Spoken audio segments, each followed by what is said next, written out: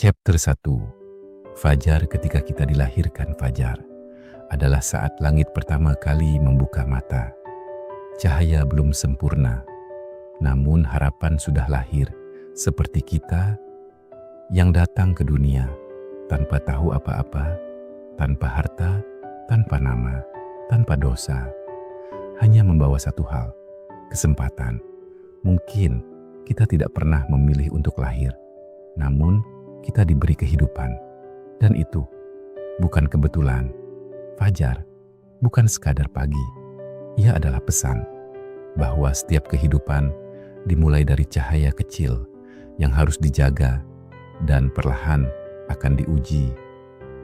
Chapter 2. Pagi, masa yang penuh harapan.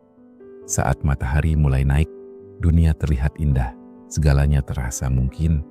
Inilah masa di mana kita mulai mengenal dunia, belajar berjalan, belajar berbicara, belajar bermimpi.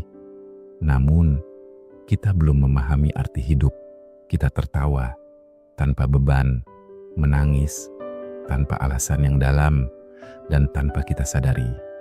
Waktu terus berjalan, pagi tidak pernah bertahan selamanya, dan masa yang indah itu perlahan akan pergi, meninggalkan kita dengan pilihan akan menjadi siapa kita di siang hari nanti. Chapter 3. Siang, ambisi, ego, dan pertarungan hidup. Siang adalah puncak, di mana matahari berdiri tinggi, terang, panas, dan penuh tekanan. Inilah fase kehidupan di mana kita berlari, mengejar mimpi, mengejar pengakuan, mengejar dunia. Kita mulai mengenal ambisi, ego mulai tumbuh, perbandingan mulai muncul, dan tanpa sadar, kita mulai lupa dari mana kita berasal dan untuk apa kita hidup. Di fase ini, banyak yang tersesat karena mengira bahwa terang adalah tujuan, padahal itu hanya bagian dari perjalanan. Chapter 4. SOR, kesadaran dan senjata kehidupan. Dan ketika matahari mulai turun, cahaya berubah menjadi lembut, bayangan menjadi panjang. Disinilah manusia mulai sadar bahwa hidup tidak selamanya naik, bahwa waktu tidak bisa diulang. Dan di titik ini, Tuhan seakan membisikkan sesuatu, sebuah senjata yang sejak awal telah diberikan, namun sering kita lupakan. Kesadaran bahwa hidup ini sementara. Kesadaran bahwa kita akan kembali. Kesadaran bahwa setiap langkah akan dipertanggungjawabkan. Inilah senjata kehidupan. Bukan untuk melawan orang lain, tapi untuk melawan diri sendiri. Melawan kesombongan, melawan kesia-siaan, melawan lupa.